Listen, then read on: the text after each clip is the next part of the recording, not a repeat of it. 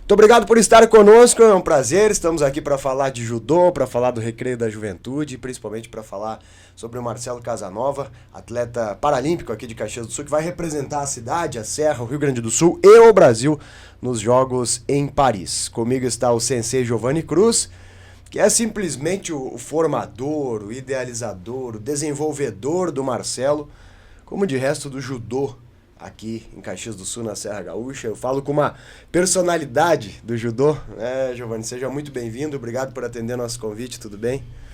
É sempre uma delícia bater um papo contigo, William. Então, agora desfrutar um pouquinho do momento que a gente está passando por aqui e logo mais partindo para essa missão aí na França. Bom, a gente vai ter tempo para conversar sobre outras coisas, sobre a tua trajetória, sobre a trajetória do Marcelo.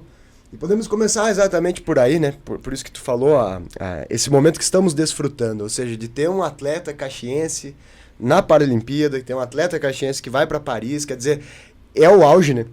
É o topo de um atleta do judô. E eu queria que, vamos inverter, né? Ao invés de fazer uma história cronológica aqui, vamos começar pelo presente, né, Giovanni? Nada melhor do que celebrar bons momentos como esse. O que está passando nesse momento na tua cabeça de ter conseguido, sabe? Porque eu lembro que a gente conversava, né? Eu até posso contar isso para quem está nos assistindo. Nós conversávamos em off há muito tempo, assim, pô, quem sabe um dia, né? A gente vai na Olimpíada e tal. Mas era um sonho, né? Hoje isso é uma realidade absoluta, ninguém mais tira, né, Giovanni? É verdade. Dá para dizer que a ficha tá caindo aos pouquinhos, assim, né? De que realmente a classificação veio e que a gente vai representar o país, né? E nesses Jogos Paralímpicos. Mas a gente começou a ter esse sonho um pouquinho mais sendo concretizado a partir do momento que o Marcelo, lá em Almada, em Portugal, em 2022, ele ficou em segundo lugar em um dos Grand Prix. Ali eu comecei a virar a chave. Disse, opa, tem uma chance. Acho que agora o bicho vai engrenar, até porque a adaptação do convencional, que o Marcelo vinha para o paradesporto, né, para o paralímpico, ela é muito diferente. Embora a minha visão como técnico e assistindo as lutas, eu achava que não era tão diferente assim, mas é muito diferente.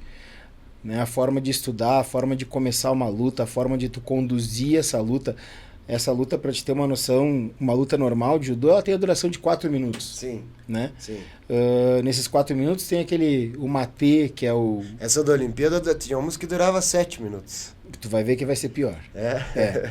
Porque acontece, deu o matê, que é o pedido de parar, ou arruma o kimono, ou só para e já levanta e já sai lutando. Na Paralimpíada não. Toda vez que o atleta se desconecta um do outro, né? Dá o matê, retorna, os dois têm que fazer a pegada um no outro, e às vezes tem uma briga por essa pegada, Claro. Tem uma disputa, quem vai ficar por dentro, quem vai ficar por fora, então... Muda a estratégia. Não dá pra tudo fugir. em função da estratégia. Então, tudo em função da estratégia de cada um, de cada atleta. E tem atleta que realmente só faz daquele movimento, então a gente tenta evitar. E a arbitragem acaba trocando, né?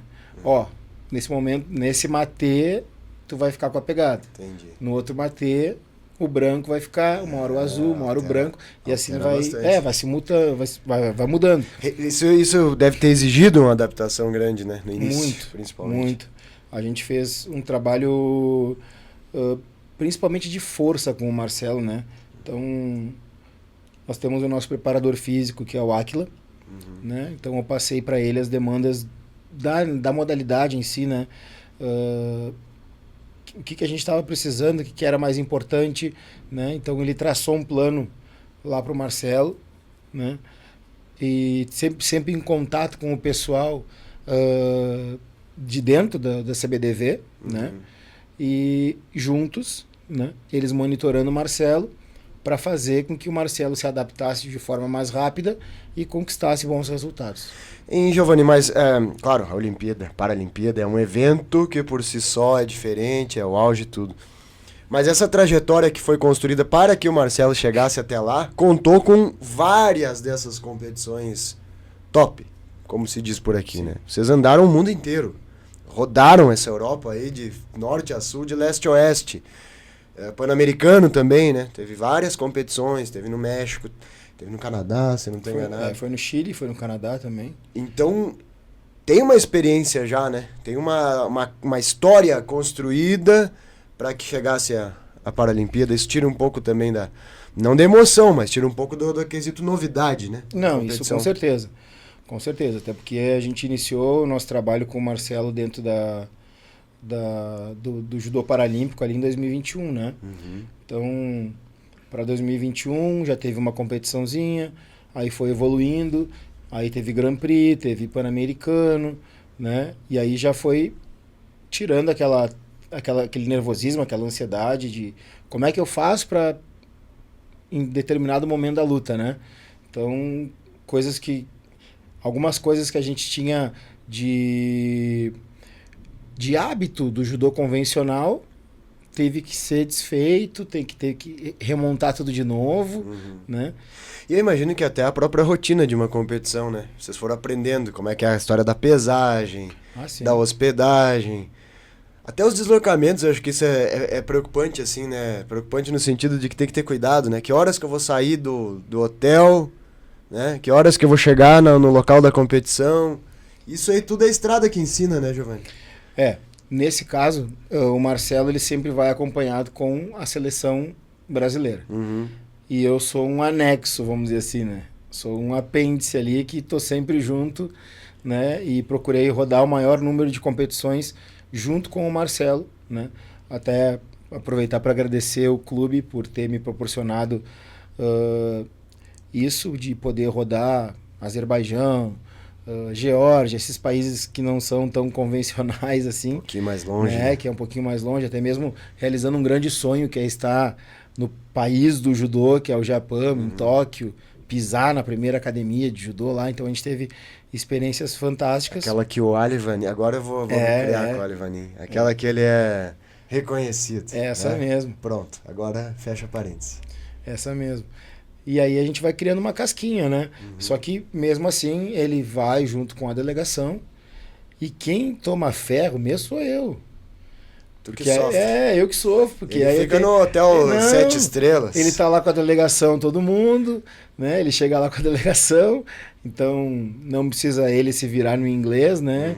Tem alguém lá que tá falando por eles. Fica sozinho. E eu fico sozinho naquela apreensão, meu Deus.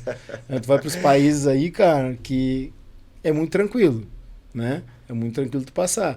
Agora tu vai para outros países... Azerbaijão deve ser mais complicadinho, né? Não. Tranquilo? Não, foi tranquilo. Tá bom. O país que eu achei que eu ia ser preso... eu achei que eu ia ser preso no Japão. No Japão. Cara, na chegada do Japão... Posso contar isso? Claro, deve. Na chegada do Japão, eu saí do avião, né?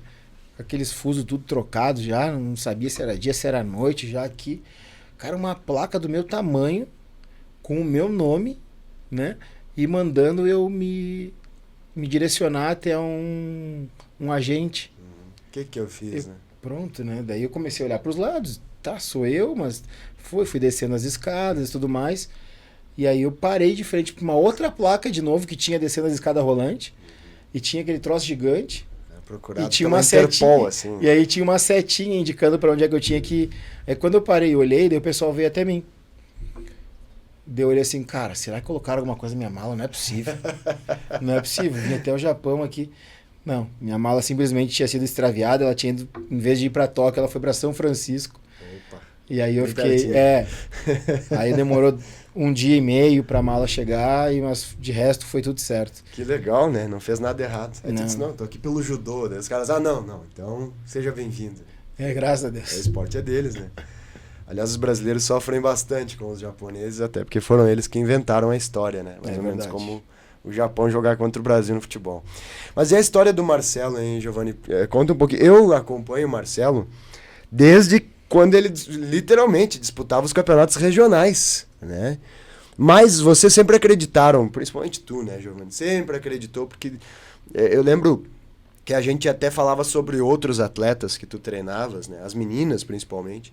Mas sempre tava ali o Marcelo, né? Era aquela carta na manga, assim, ele era muito jovem, né? Sim. E tu sempre acreditou no trabalho dele. Então conta um pouquinho da história do Marcelo aí pra gente conhecer. O Marcelo começou o judô com 9 anos de idade, né?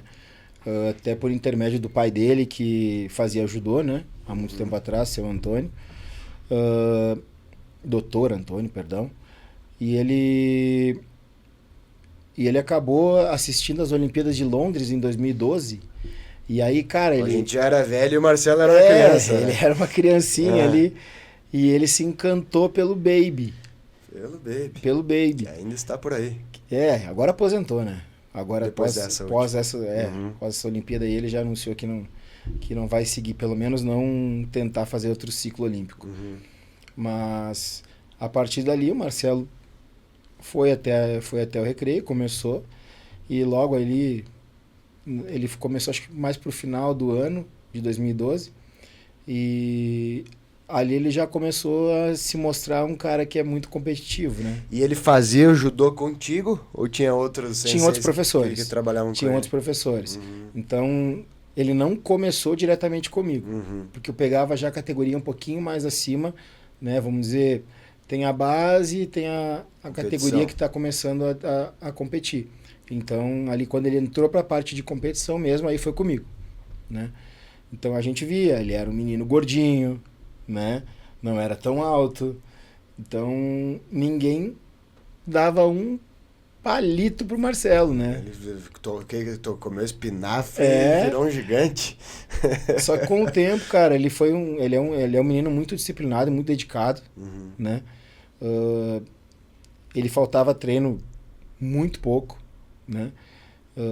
Teve episódios de ele machucar e querer continuar treinando e querer continuar evoluindo, e que se transformou nesse cara que a gente tá vendo hoje, né? Então, e tu colocava ele a competir já desde essa idade aí, João? Sim. A partir dos 11 anos, até 9, 10 anos, a gente já inicia o processo de competição com a molecada aí dentro do estado, né? Que legal. E tinha bastante gente na época que ele fazia, assim, tipo, ele se destacava dos outros, dava pra ver que ele era melhor que a turma, assim? Cara, sinceramente, não. Ele não era melhor que a turma. Ele não era melhor que Ele foi um cara que foi progredindo com o tempo, né? E como tudo na vida exige disciplina e resiliência, né? E além de tudo tem uma outra coisa que é o apoio familiar. Certo. Né? Acho que isso tudo andando junto, né?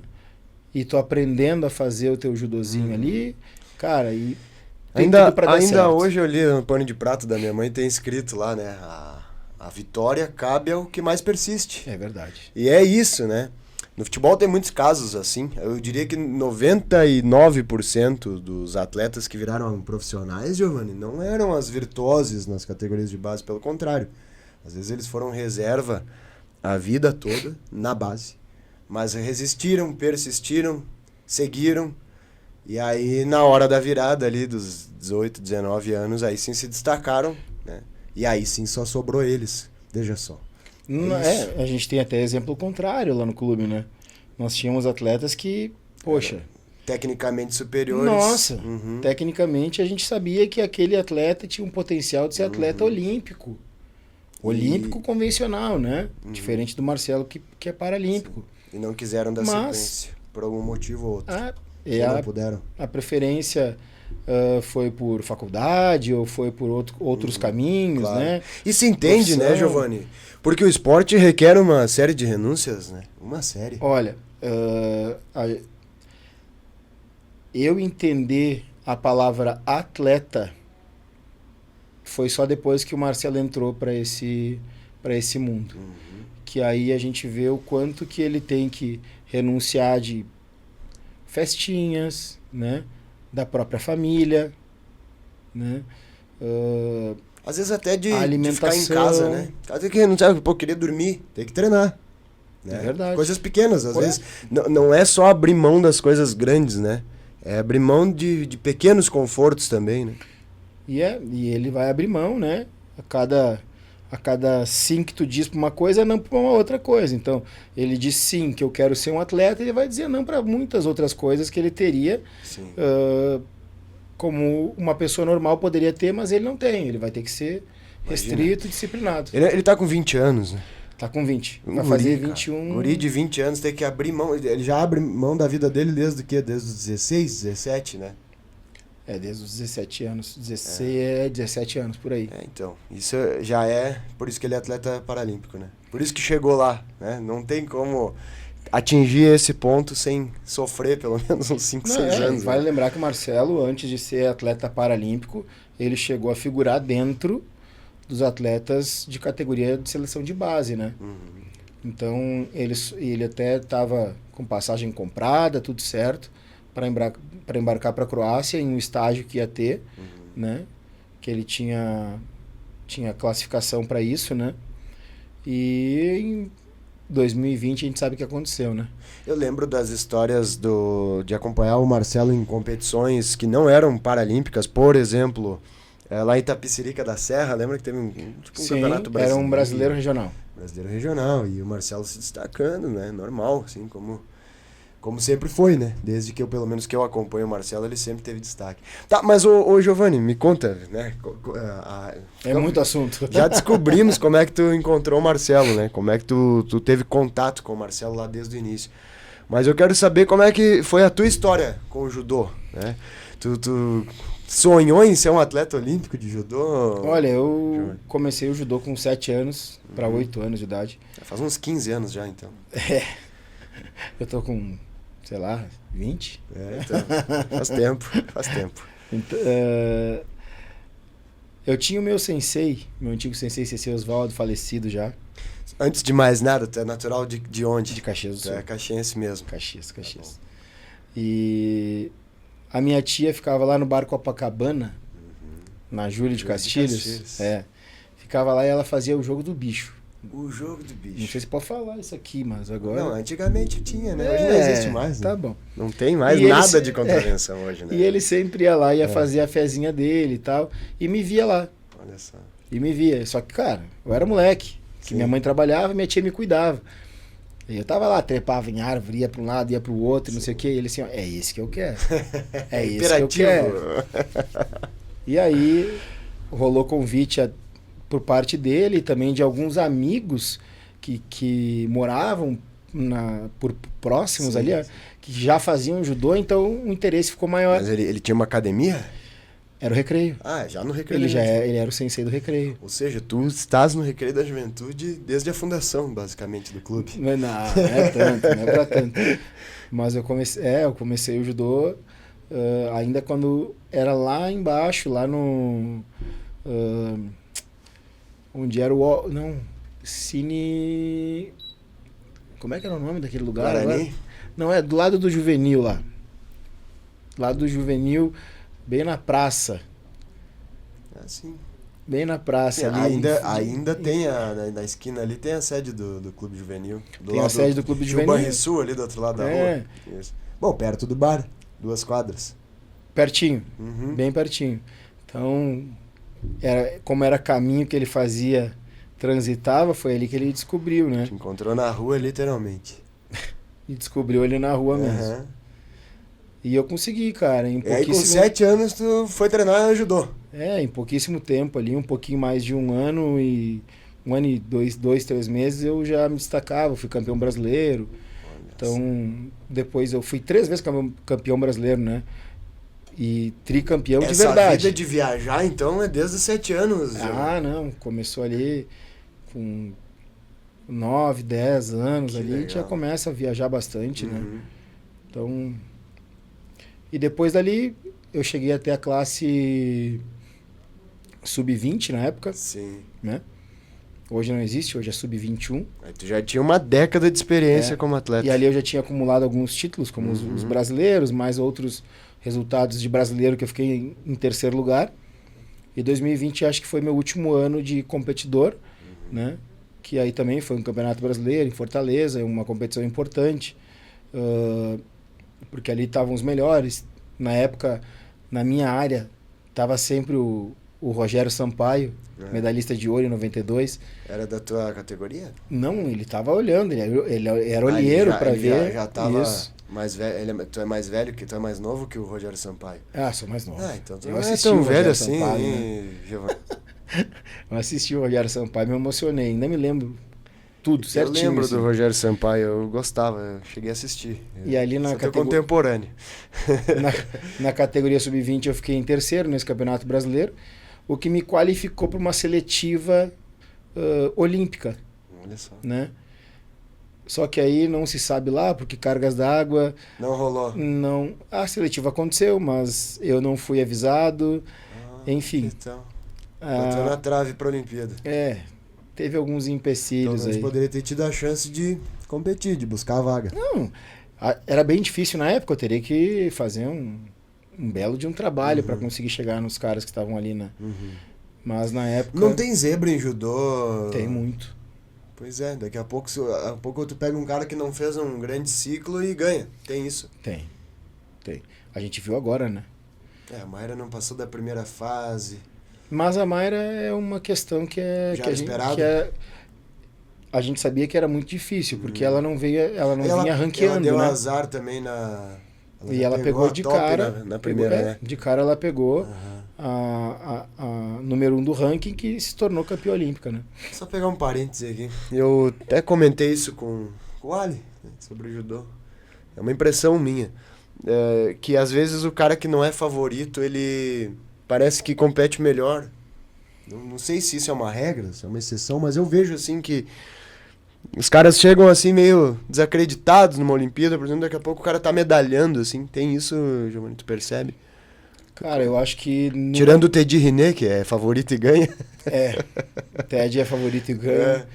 E tiraram o cara da Rússia lá, que era o Tazoev, que era o... Dava pra dar era o bicho papão dele, então ele já entrou sorrindo lá naquela arena lá. Mas, cara, eu acho que quando se trata de judô olímpico, quem chegou ali, cara, tu não pode dar bobeira, tu não pode dar moleza, tu não pode afrouxar. Né? Não vai ser surpresa não o cara vai ganhar. ser surpresa se um ou outro ganhar. Porque quem tá ali é porque batalhou e abdicou, né, de muita coisa para conquistar o sonho, né?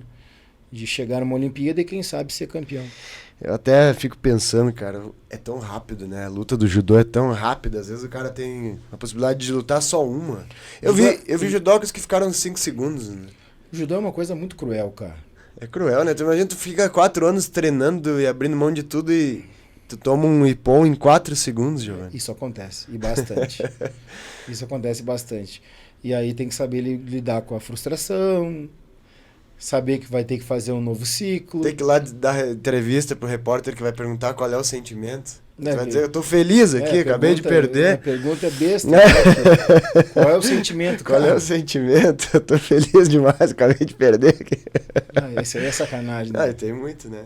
Eu vou fazer uma cobertura do Marcelo, eu espero que eu não faça essa pergunta, né?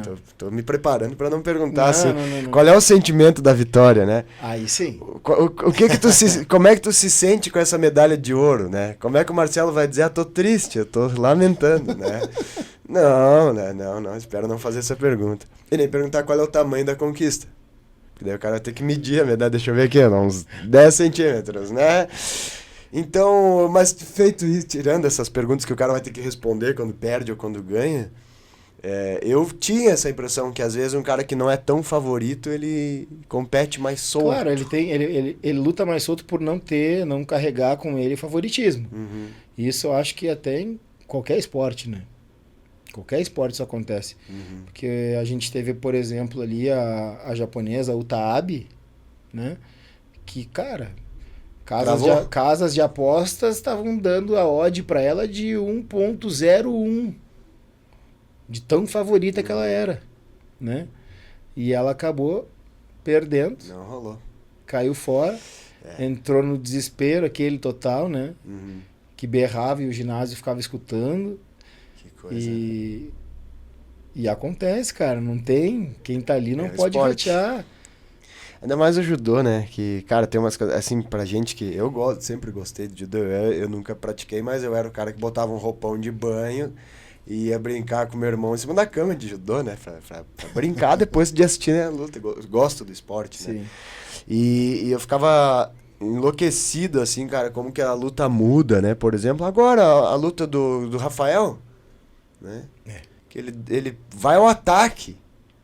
E tu tá a milésimos de segundo de celebrar a vitória dele e ele perde a luta naquele instante. Cara, isso é muito louco. Acho que vai ao limite do que é o detalhe, né? Vai ao limite do que é o detalhe que decide as coisas, né, Giovanni? O que a gente viu bastante nessa Olimpíada aí foi uma atuação demasiada da arbitragem. Também, né? Pode definir, né? Isso acaba incomodando alguns...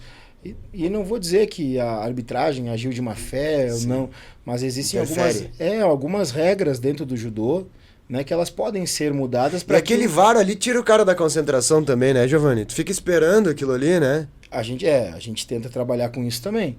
Tipo, ó, concentra, né? Presta atenção só no que eu tô te falando e esquece. Mas ainda o cara é um ser humano, né? Tu fica ali aguardando e agora foi ou não foi? Foi ou não foi? Foi ou não foi? É como no futebol. Como no futebol. Só que no judô ali é um esporte individual. Se tu ficar... Se tu sair do rumo, aí tu já vai entrar em desvantagem. Mas é como eu estava dizendo, muitas regras, né, onde fazem com que o árbitro, né, se torne o protagonista do negócio. Bom, mas a gente estava, né, nos perdemos aqui no caminho, não porque o assunto tá ótimo, mas a gente estava falando sobre a tua trajetória, né? Eu quero entender como é que tu conseguiu fazer a transição, né, de atleta. Quando é que tu virou a chave na tua cabeça assim, cara, eu não vou ser um atleta olímpico, eu vou ir pra Olimpíada levando alguém pra lá. Chegou a passar isso pela tua cabeça ou foi mais difícil do que isso? Foi algo assim, a gente começou, eu entrei na faculdade, daí eu comecei a cursar educação física única, exclusivamente por conta do judô, né? E eu já tinha feito estágio voluntário lá no clube. Tinha cadeira de judô na faculdade? Logo tinha uma disciplina de lutas, na verdade, lutas em geral, né? Eu até tive que fazer essa disciplina aí como eletiva. Foi bem no final foi no final do curso que ela apareceu. Mas voltando agora, um pouquinho. Tá atleta ainda, atleta. A gente parou quando tu tava indo pra seletiva que não rolou. Só que ali eu já tava no processo de começar a dar aula, né? Tinha algumas escolinhas que eu ia lá, começava a dar aula, ganhar um dinheirinho. Sim. Né? Auxiliava os senseis. Auxiliava os senseis. Então a gente tinha também uma espécie de estágio monitorado por parte dos senseis. O sensei deixava a gente puxar só o aquecimento e depois ficava rodando e observando, né? E ali eu descobri, cara, que eu queria, se eu não fosse atleta, eu gostaria de ser professor. Passar o conhecimento, né, para frente. E seguir. Sempre os ensinamentos, justamente daquele mestre que me acolheu lá, quando eu era pequeno, né? E que me levou para esse mundo hoje do judô, que sem ele eu não sei o que eu seria. A linha tua como sensei é a dele? Tu se inspirou, bebeu na fonte daquilo que ele te ensinou? Ou tu foi montando? Eu creio que sim, mas conforme o tempo tu tem que moldar, né? Porque se eu fizer tudo que ele fazia antigamente com a gente, eu tô preso. O mundo mudou? Bastante. A regra mudou também? Não tem mais cocar? Não tem mais cocar. Conversava na aula, tomava... reguada na cabeça. Para na cabeça. Não pode mais, né? Não. Ele falava assim, eu não quero escutar um bater de asa de uma mosca. Certo. E o pessoal respeitava. Todo mundo quietinho. Hoje em dia o pessoal ia tirar o professor fora da sala, né? Hoje em dia, claro, teve muita coisa positiva também, né? Não que isso seja uma coisa ruim, né? Essa questão da disciplina, mas ser uma coisa muito demasiado ali, sim, tu acaba engessando alguns processos, até mesmo de aproximação e entendimento dos atletas. A gurizada de hoje ia se traumatizar também, né? A gente era mais já uma geração preparado para apanhar, né? Era. Em todos os sentidos. Nós era daquela época assim, ó. Tu vai pra escola, tu brigou, filho? Briguei, mãe. Tu apanhou, sim, filho? Apanhei, então tu vai apanhar de mim agora. De novo. E no teu caso, tu ainda ia pro judô pra apanhar no judô também, né? Eu só rezava assim, ó, que o sensei não descubra que eu entrei em confusão. Mas era óbvio, né? Minha mãe fazia de propósito, sensei, E o mais legal é que a gente apanhava dos caras, depois batia neles também. E os caras continuavam sendo os melhores amigos do cara. Exatamente. Muitos amigos eu fiz dessa forma. Sim, exatamente. Bom, mas como é que foi então? Daí tu já começou a ir dando aula, né? Aí quando é que tu trocou assim, tipo, cara, não vou mais ser atleta, eu vou ser professor. Aí mudou quando eu entrei pro clube de vez como CLT. Né? Deixa de ser atleta e passa a ser funcionário. Passei a ser funcionário do clube, né? E a partir do momento que tu virou funcionário, se tu ir para uma competição ou tu fizer um treino a mais, algum esforço a mais, tu machucar, é acidente de trabalho. Então, a partir daquele momento a gente opta, ou tu segue a carreira, claro, né? Tenta, ou tu vai para essa área de técnico, né? E foi tranquilo na tua cabeça para fazer essa troca ou teve aquele trauma assim, putz, eu queria ter sido atleta? Cara, eu acho que foi tranquilo. Foi tranquilo porque, como eu estava vindo de estágios ali, né? Até mesmo antes da faculdade, nós ajudávamos o sensei. Eu tinha o prazer de fazer isso, né? De ficar um tempo a mais lá para ajudar, para ficar ali aprendendo também, né? Era o dom. Tava tranquilo, então, tava no sangue já. Então, cara, eu sabia que eu tinha um sonho de ser treinador do Recreio da Juventude. Isso desde pequeno. Olha que legal. Tá? Se tu me perguntar, teu sonho era ser um atleta olímpico? Não. Tinha mais sonho de ensinar. O meu sonho era ser o professor do Recreio da Juventude. Caramba, que legal. Tu tem contato com o clube desde os 7 anos, né? E tu vai levar o clube para a Olimpíada. É a primeira do Recreio da Juventude? É o primeiro atleta do Recreio da Juventude, né? Tinha que ser formado em casa. Sim. Não é não é contratado. Não é daqueles que contratam, não. Foi formado em casa. Feito em casa. Cria feito da não casa. Não é captado, ele é formado. Não, formado. Que legal. Bom, era o destino, né? Quis a vida que tu levasse o primeiro atleta do Recreio da Juventude para esse nível, né? Não dá para dizer só eu, né? Porque a gente tem uma equipe muito grande lá. Então é um trabalho de várias mãos, né? Nós temos uma comissão técnica de 5 professores, né?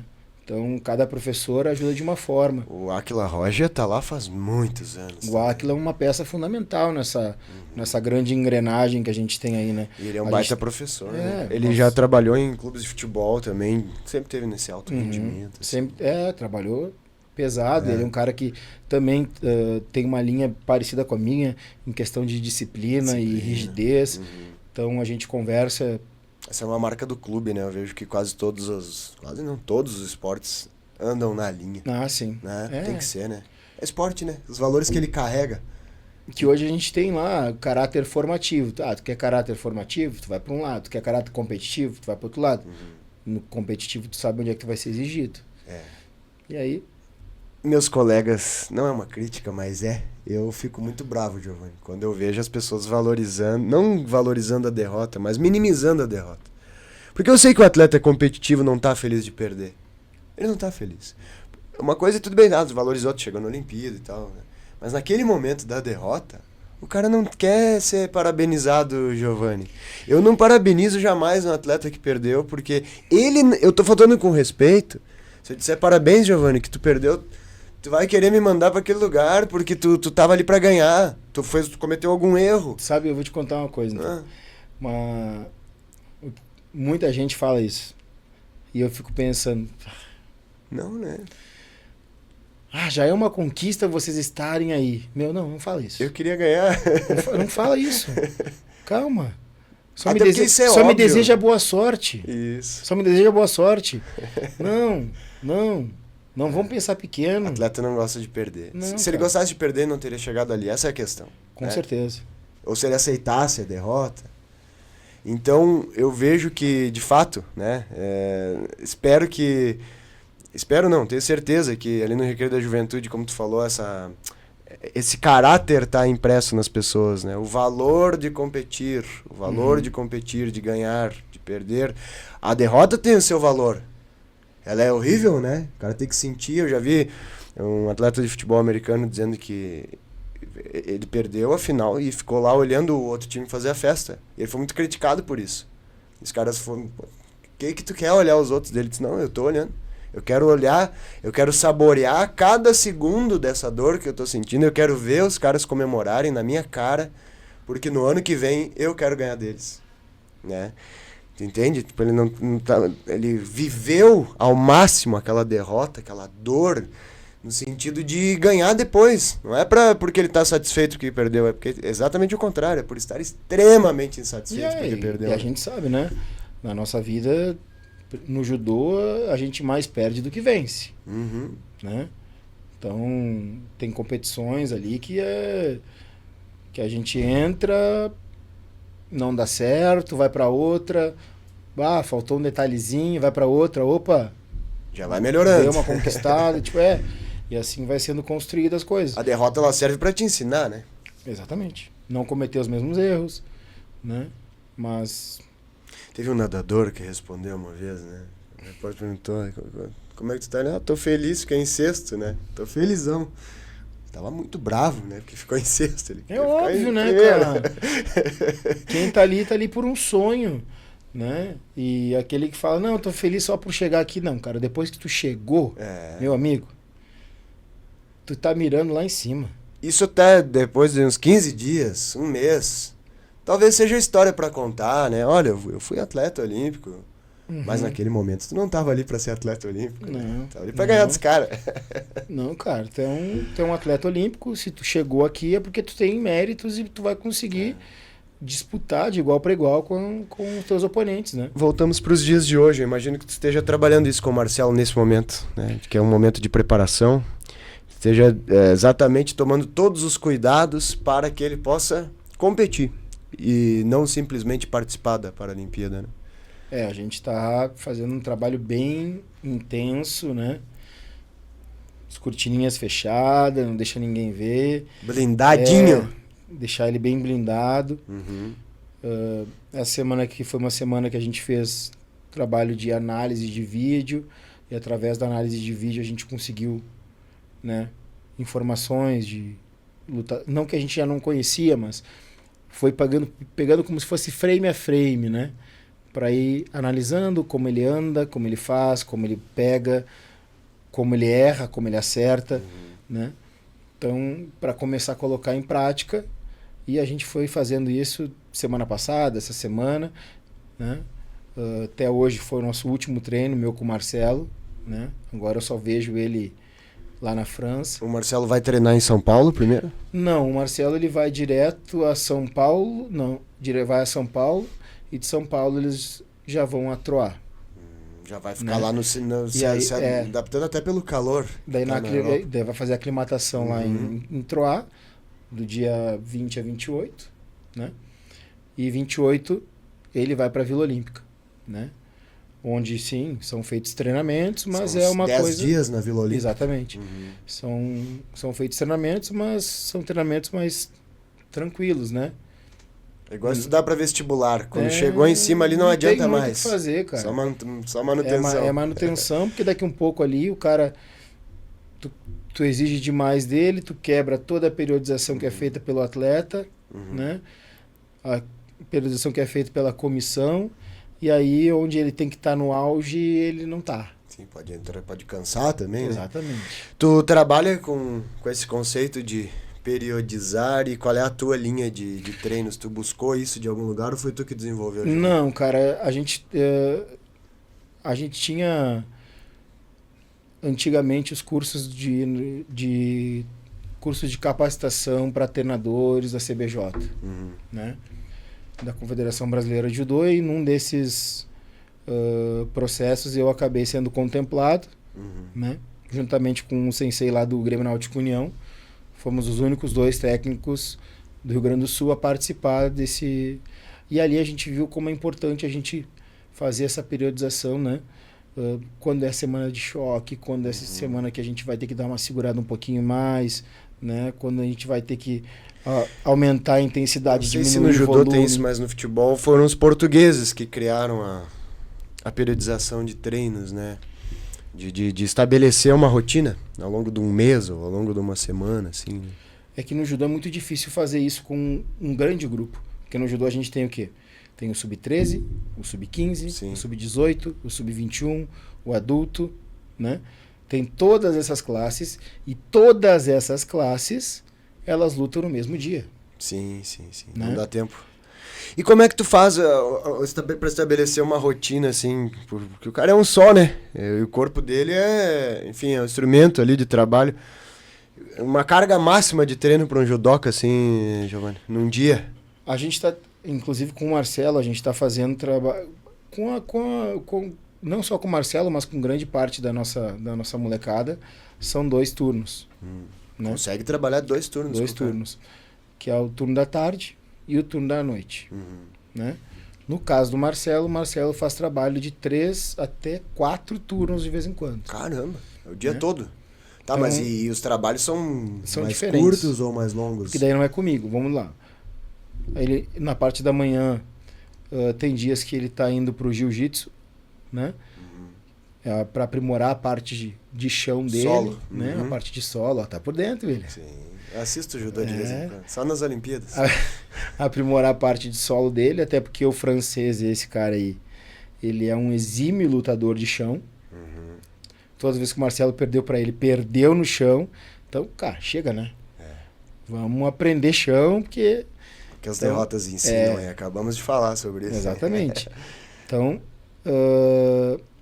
depois, preparação física.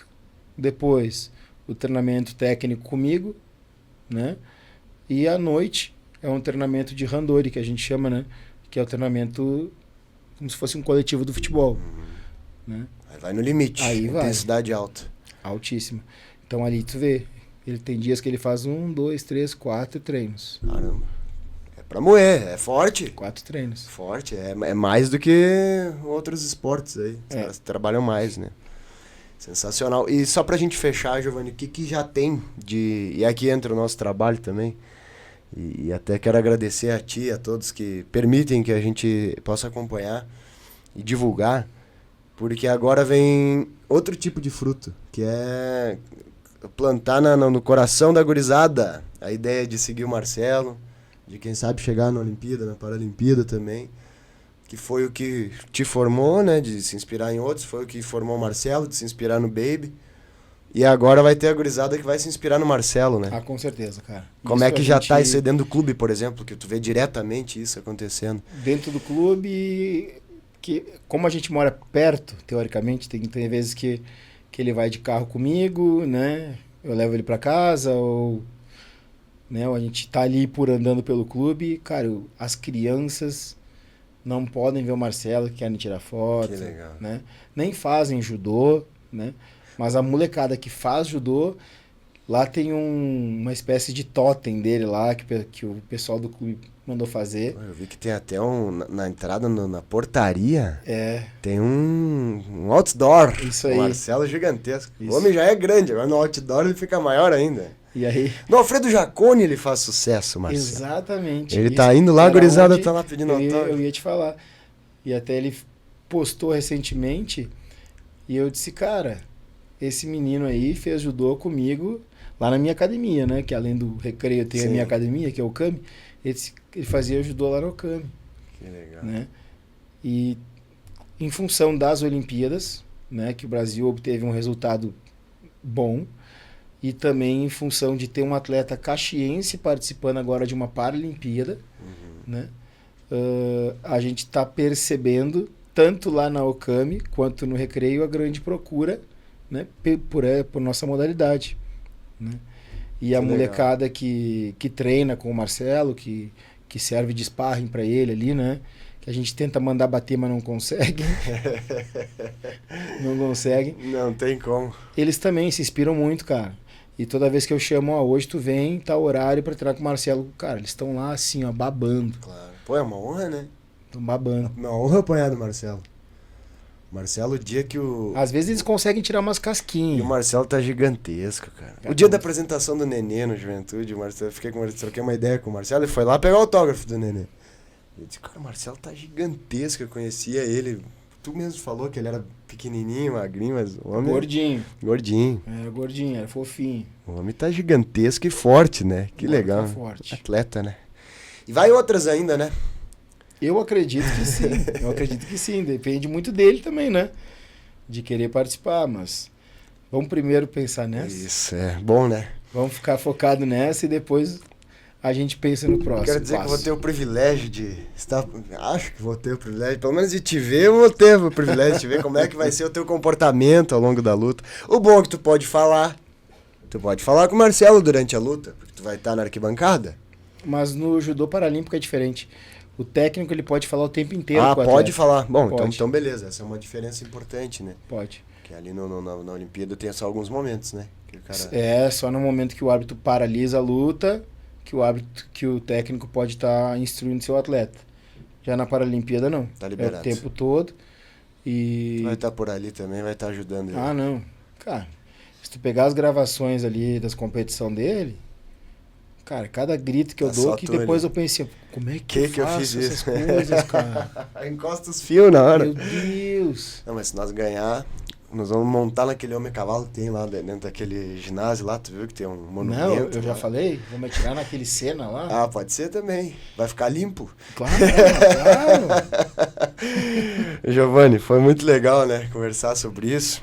Também quero te agradecer por ter vindo aí, por toda a força toda ao longo dos tantos anos que a gente se conhece aí. E também dizer aqui pra gente fechar, contar essa história, que a gente falava brincando, né? Sonhando, a gente falava sonhando, pô, a gente vai junto pra Olimpíada, né? Eu forçava essa situação, pra ser bem sincero. Eu dizia pro Giovanni, eu vou na Olimpíada contigo, né? Antes ainda do Marcelo, tinha outras possibilidades, né? Mas eu sempre brincava isso contigo, dizendo, nós vamos pra Olimpíada. E deu, cara, rolou mesmo, né? Aquela história do cuidado com o que você sonha, que pode dar certo, né? Então eu quero agradecer ao Recreio da Juventude, esse trabalho que está sendo feito aqui, né, pelo Grupo RSCom, é em parceria com o Recreio da Juventude. Então tem que agradecer ao Ali, tem que agradecer ao Fabiano Torrigo, ao Diego, a turma da comunicação, que se eu for citar todos aqui, É uma galera. aí nós vamos ficar mais umas 2 horas, né? São dezenas, né, de pessoas que competentemente trabalham na comunicação lá do Recreio da Juventude. Eu agradeço a todos. E vamos lá, né? Vamos junto agora. Agora, meu amigo Giovanni, seja o que Deus quiser, vamos competir. E sim, nós já estamos felizes de estar na Olimpíada. Muito. Porém, Queremos uma medalha. Queremos. Não me vem com a história. Tá bom, já tá lá. Não. Não, comigo não. Tu que é um caxiense de origem, um homem que, né, vendia jogo do bicho na Júlio de Castilhos. Eu que sou um cara de bom Jesus, ninguém aqui gosta de perder, né, seu Giovanni? Ninguém aqui gosta de perder. Não vamos ser hipócrita aqui, não. Não, vamos trabalhar. Eu tenho certeza que vocês estão trabalhando muito, a gente aqui trabalhando no que a gente pode fazer, que é divulgar. E tamo junto. Valeu, Giovanni. Obrigado. William, mais uma vez, obrigado. É sempre um prazer falar contigo, né? São anos já que a gente conversa, troca ideia. E quem diria estarmos aqui falando e indo para uma Olimpíada para ganhar mais uma medalha. Aí, ó. Pronto. É isso aí, minha gente. Quero agradecer ao Israel também aqui, nosso querido parceiro, amigo, que proporcionou também toda essa estrutura que a gente tem aqui no podcast. Obrigado ao Sensei Giovanni, mais uma vez, obrigado a você que acompanhou e a turma do Recreio da Juventude. É a nossa cobertura da participação do Marcelo Casanova, atleta caxiense em Paris. Valeu, gente, até a próxima.